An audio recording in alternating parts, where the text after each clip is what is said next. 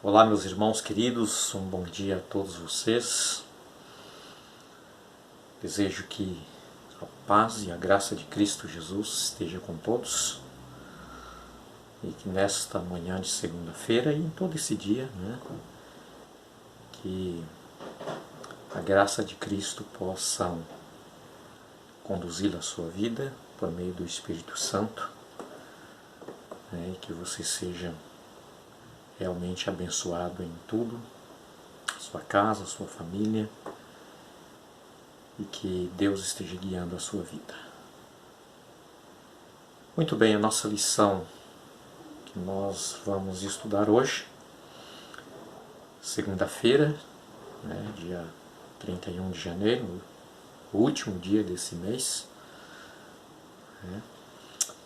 e tem como título a nossa lição segundo a ordem de Melquisedeque.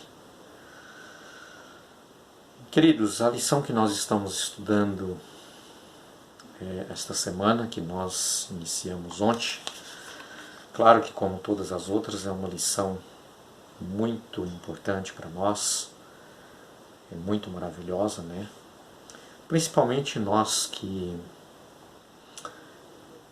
cremos no santuário, primeiro santuário terrestre, que tudo que nele era feito era figura do santuário celestial, santuário eterno, onde Cristo Jesus ministra como sumo sacerdote em nosso favor. Então ali tudo que os utensílios, móveis, os cerimoniais, o cerimonialismo que ali era efetuado pela morte do cordeiro, o sangue que era derramado, aspergido sobre o altar, enfim, tudo era figura, tudo representava Jesus, E nós cremos que o santuário terrestre, aquilo que era feito aqui, que era a figura de Jesus, Jesus cumpriu na cruz, quando ele disse: Pai, está feito, o véu do santuário rasgou de alto a baixo, deixando ali de existir definitivamente ali a matança e mortandade de animais que representava o sacrifício de Jesus, entre outros sacrifícios que eram efetuados ali. Tá? Jesus ele ministra hoje no santuário celestial. Tá? E é muito importante nós compreendermos o significado daquilo que acontecia no santuário aqui na terra. E, portanto, a nossa lição de hoje é segundo a ordem de Melquisedeque. Quem era Melquisedeque? Quem foi Melquisedeque? Onde ele viveu? Quem eram seus pais? Enfim. Queridos, a base do nosso estudo de hoje, Gênesis capítulo 14, verso de 8 a 20, Hebreus capítulo 7, verso de 1 a 3. Tá? Muito bem, a nossa lição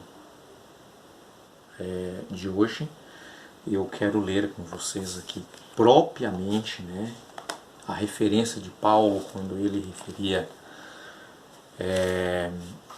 Gênesis capítulo 14, verso 18 a 20. Por que Paulo fez essa referência com relação a Melquisedeque, comparando com Jesus, explicando propriamente para os hebreus. Tá? E aqui o verso primeiro diz assim: porque este Melquisedeque, rei de Salém, sacerdote de Deus, do Deus Altíssimo, foi ao encontro de Abraão quando este voltava da matança dos reis e o abençoou. Foi para ele que Abraão separou o dízimo de tudo.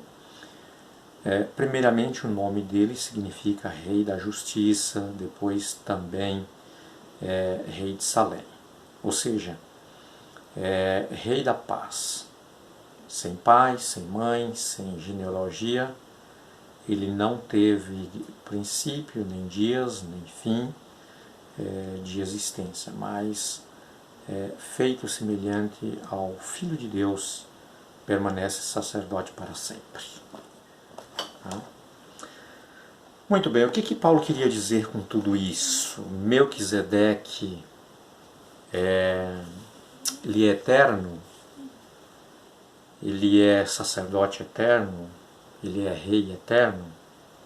É óbvio que não, meus queridos.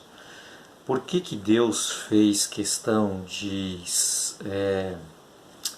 silenciar informações, né? Não dá tanto ênfase por meio dos profetas, né? Por meio dos discípulos, apóstolos, a respeito da mãe, do pai, genealogia, né? A família, a época que ele viveu, né? Por quê? Tem alguns pontos importantes, né, que nós precisamos entender. O texto, por exemplo, de Gênesis, no capítulo 14, relata para nós que Abraão, quando o seu sobrinho Ló, né, foi sequestrado por alguns reis, né, Abraão, junto com os seus servos, ele foi guerrear contra esses reis. Tá? São 4 reis que levantou contra 5. Esses reis, por exemplo,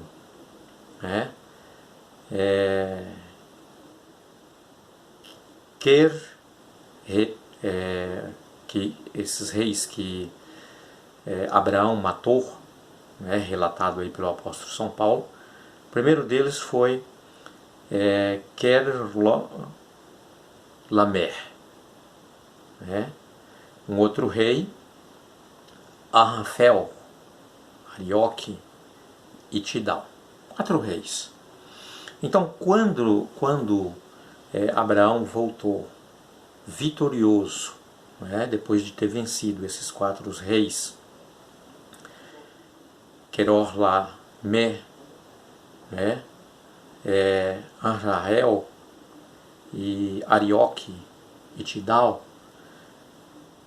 então Melquisedeque foi encontrar com Abraão e abençoou Abraão pelo fato de Abraão ter vencido esses reis, né, que eram reis muito ímpios, né. E então, meus queridos, diz o texto que Abraão ele devolveu os dízimos para Melquisedeque, né, porque Melquisedeque era sumo sacerdote. Tá? A primeira coisa que nós podemos entender é que Melquisedeque não era um Deus como alguns acreditam, não era o Espírito Santo, não era o próprio Jesus, né? É que Melquisedeque ele recebeu os dízimos de Abraão, né, porque naquela cultura os sacerdotes sobreviviam dos dízimos. Okay? 4 séculos depois, quando os descendentes de Abraão, né, que foi tirado do Egito e agora entrou na Terra Prometida e começou ali uma nova cultura, uma nação organizada, ali foi construído o santuário, né, e o próprio Deus escolheu a tribo de Levi para ser o sacerdote, né. Por exemplo, Arão, que era da tribo de Levi, né, o primeiro sacerdote, quando na organização do povo de Israel como nação e como povo escolhido de Deus, os seus descendentes também continuam. Então não poderia haver sacerdote ou sumo sacerdote que não fosse da tribo de Levi. Tá? Isso era cultural, para o povo de Israel. Nenhuma outra tribo poderia alguém se levantar e dizer que ele era capaz, que ele poderia ser um sacerdote, enfim, não poderia. Tá? Mas aqui nós temos alguns pontos importantes aqui, porque que Melquisedeque, ele tem algumas características aqui que representam exatamente a Cristo Jesus, e por isso Deus fez questão de preservar aí em silêncio totalmente a descendência de Melquisedeque, enfim, algumas finalidades importantes. Queridos, primeiro ponto, Melquisedeque era uma pessoa, era um homem, porque ele também sobrevivia dos dízimos, assim como depois, 4 séculos depois, os sacerdotes descendentes de Levi, também não poderia ter nenhuma herança sobre a terra, porque eles teriam que sobreviver unicamente dos dízimos e ofertas, que era levado pelos adoradores de Deus, e eles deveriam dedicar o tempo integral ali na obra de Deus. Tá? Queridos, Melquisedeque, ele era rei e ele era também sacerdote. Tá? Aqui nós temos alguns pontos importantes.